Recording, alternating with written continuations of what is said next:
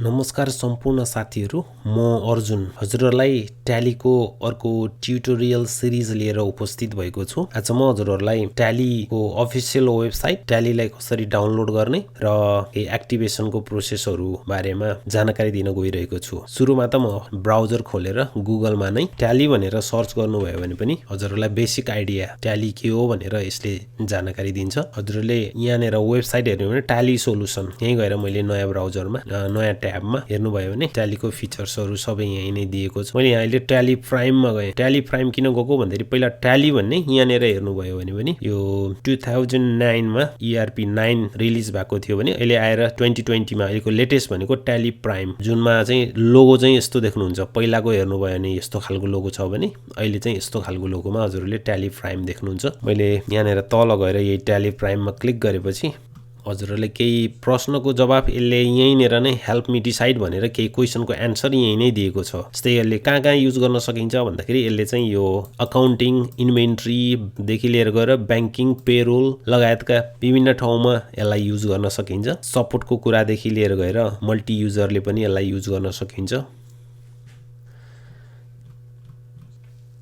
अब लागौँ यसलाई कसरी डाउनलोड गर्ने। यो हाम्रो ट्यालीकै यो tallysolutions.com यसको अफिसियल वेबसाइटमै जानुभयो भने यसको यो माथि बटन यो ट्यालीमा नै यो डाउनलोड भन्ने बटन टपमा देख्नुहुन्छ राइट साइडमा, त्यहाँनिर क्लिक गर्नुभयो भने एउटा डाउनलोड बटन आउँछ। त्यहीँनिर क्लिक गर्नुभयो भने डाउनलोड स्टार्ट भइसक्यो। ब्राउजर अनुसार कुन ब्राउजरमा हजुरहरू ओपन गरिरहनु भएको छ यसलाई त्यही अनुसार, अथवा हजुरले डाउनलोड गरिसकेपछि हजुरको कहाँ सेभ हुन्छ डाउनलोड। नर्मल्ली डिफल्ट रूपमा चाहिँ डाउनलोड भित्रै हुन्छ। हजुरले सेटअप केही चेन्ज गर्नुभएको छ भने चाहिँ अन्त हुनसक्छ। अब यहाँनिर डाउनलोड भइसकेको छ सेटअप भनेर डबल क्लिक गर्नुभयो भने नि हुन्छ, अथवा ब्राउजरबाट नै सिधै मैले यहीँबाट नै ओपन गरेँ। यसलाई मिनिमाइज गरिदिन्छु ब्राउजरलाई। एकदम सजिलो छ साथीहरू इन्स्टल गर्नको लागि। अब केही कन्फिगरेसनको कुरा छ जसमा हामीले यसको नाम के राख्ने, भर्सनहरू भयो, कहाँ हजुरले यसलाई इन्स्टल गर्ने भन्ने कुराहरू हजुरले यहाँबाट कन्फिगर गर्न सक्नुहुन्छ। कन्फिगरमा जानुभयो भने पाथ कहाँ, यहाँ क्लिक गर्नुभयो भने कहाँ राख्ने भन्ने कुरा हो। हजुरले स्केप गर्नुभयो भने ब्याक आउन सक्नुहुन्छ।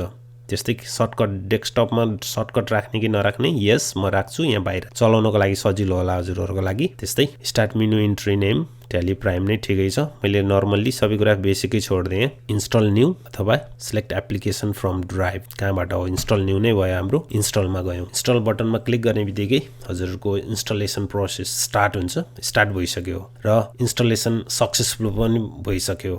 हाम्रो सी प्रोग्राम फाइलको ट्याली प्राइम भन्ने भित्र भनेको सी ड्राइभ मेन ड्राइभमै।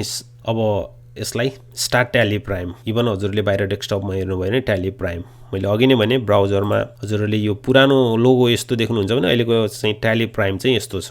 तर हजुरहरूले यसमा भएको सबै फिचर्सहरू डेफिनेटली यसमा पनि युज गर्न सक्नुहुन्छ। साथसाथै केही नयाँ फिचर्सहरू हजुरहरूलाई आउँदा ट्युटोरियलहरूमा जानकारी गराउने नै छु। यहीँबाट स्टार्ट गर्न पनि सक्नुहुन्छ, अथवा यसलाई क्लोज गरेर हजुरले डबल क्लिक गरेर खोले पनि भयो। सेम प्रोसेस हो। अब यो ट्याली ओपन हुन्छ ट्याली प्राइम। त्यसपछि हजुरले यहाँ कन्फिगर गर्नुपर्ने हुन्छ एप्लिकेसन स्टार्ट अफको लागि, कुन कन्ट्रीदेखि लिएर गएर अरू कुराहरू। मैले यहाँनिर चाहिँ कन्फिगरमा गएर अब यहाँनिर कन्ट्री कुन कन्ट्री हो यसलाई मैले जस्तै नेपालबाट भनेर चाहिँ नेपाल नै छानिदिएँ। त्यसपछि इन्टर गर्नुभयो भने त्यो भित्र जान सक्नुहुन्छ, किबोर्डको इन्टर की। त्यस्तै ड्रप डाउनको यो एरोहरूबाट तल तल झर्न नि सक्नुहुन्छ। पाथहरू डाटा लगेर कहाँ सेभ गर्ने यसको बारेमा म अर्कै भिडियोमा हजुरहरूलाई ब्रेथ रूपमा जानकारी गराउने छु। स्केप गरेँ मैले अहिले, अगाडि आएँ र किबोर्डबाट सजिलो लाग्छ चलाउन भने लेफ्ट राइट अफ डाउन बढी युज हुने र स्केप की, त्यसपछि इन्टर। अहिले मैले माउस नै युज गरेँ। एक्सेप्ट गर्नुभयो भने अब वेलकम टु ट्याली प्राइम भनेको छ। अब हजुरले यहाँनिर कुन चाहिँ युज गर्ने हो। अब हजुरलाई सिक्नको लागि मात्र हो भने एजुकेसनल विच इज फ्री, म हजुरहरूलाई यही फ्री भर्सनमा नै ट्युटोरियल बनाउने छु। त्यस्तै अब नेटवर्कबाट लाइसेन्स युज गर्ने हो भने यो छान्ने। अब पहिल्यै लाइसेन्स छ, रिएक्टिभ गर्नु छ भने चाहिँ त्यो, र नयाँ लाइसेन्स किन्नु छ भने त्यो। एकदम सजिलो छ। क्लिक गर्नुभयो भने त्यहाँभित्र उनीहरूले कोड पठाउँछ इमेलमा, त्यही कोडलाई यहाँ ल्याएर राख्नुहोस्। पछि कन्फर्मेसनको लागि फेरि अर्को कोड पठाउँछ, राख्नुभयो भने एक्टिभ हुन्छ। तर पर्चेज गर्नुपर्ने हुन्छ। पर्चेजको लागि अब हजुरहरूले अफिसियल साइटमा गएर पनि किन्न सक्नुहुन्छ। त्यसको लागि यहाँनिर बाई नाउमा जानुभयो भने यहाँनिर सिल्भर र गोल्ड भर्सनहरू छ, र आफ्नो कन्ट्री हेरेर अब उनीहरूको एजेन्टहरु मार्फत किन्नुभयो भने केही सर्टेन डिस्काउन्टहरु पनि हजुरले पाउन सक्नुहुन्छ। अहिले मैले ट्राई इट फर फ्री भन्ने यो एजुकेशनल पर्पज यसैमा क्लिक गरे भने अब यहीँबाट चाहिँ हामी कम्पनी क्रिएट गरेर हाम्रो ट्रान्ज्याक्सनहरु विभिन्न भाउचरहरु इन्भेन्टरी पेरोल लगायतका अकाउन्टिङ लगायतका ट्रान्ज्याक्सनहरु हामी इन्ट्री गर्दै जान्छौं। आशा छ इन्स्टल गरेर ओपन गर्ने सम्मको भिडियोले हजुरहरुलाई केही सहयोग गरे होला। अब क्लोज गर्नको लागि हामी क्लोज गर्दियौ यस अथवा हजुरहरुले के पनि गर्न सक्नुहुन्छ एस्केप किबोर्डको एस्केप की थिचेर एस्केप गरेर वाई किबोर्डको वाई थिच्नु भयो भने त्यो क्लोज हुन्छ। आशा छ यो भिडियो हजुरहरुलाई केही उपयोगी भयो होला। केही प्रश्न सुझावहरु छन् भने तल कमेन्ट बक्समा राख्नु होला।